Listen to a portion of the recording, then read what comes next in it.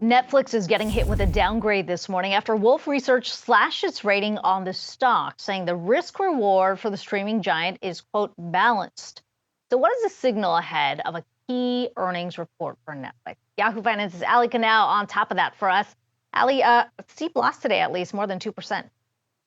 Yes, and you normally don't see these downgrades for Netflix, but we did see that this morning from Wolfe Research, as you mentioned, downgrading shares to peer perform from outperform. And the analyst also removed his price target on shares, which were previously one of the highest on the streets at $500 a share. The analyst, Peter Supino, said his biggest concern revolves around Netflix's growth forecast for 2024, given slow adoption of the ad tier, along with the recent shortfalls around average revenue per user, which is a key metric when you measure profitability. Now, management has also warned that over the near term, there's going to be less margin expansion. That was a big disappointment to investors. So there are quite a few risks out there that seem to cloud the longer term outlook for this company. And when you think about the landscape around streaming, there's a hefty amount of competition.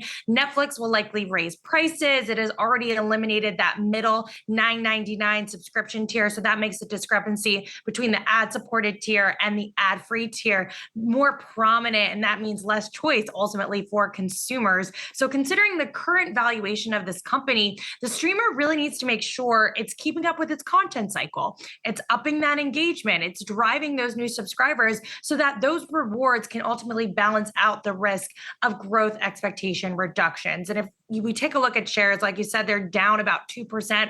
We're up 20% on the year, but down 20% over the past 3 months. So investors have been a bit more cautious, and that means next week's earnings will be especially important with all eyes on those margin figures, that ARPU, along with any new details surrounding the impact of the password sharing crackdown, along with the ad-supported tier. I think we're just hitting a point where investors want specifics. And although Netflix has repeatedly said that these revenue initiatives are longer term initiatives, there just needs to be a little more specificity when it comes to the upside here.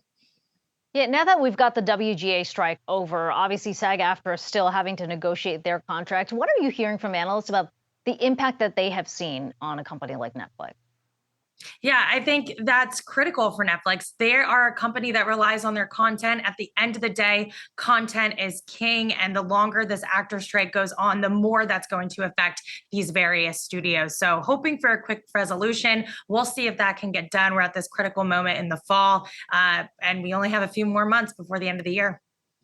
Yeah, we'll be listening for any commentary on that front as well when Netflix reports next week. Canal, thanks so much.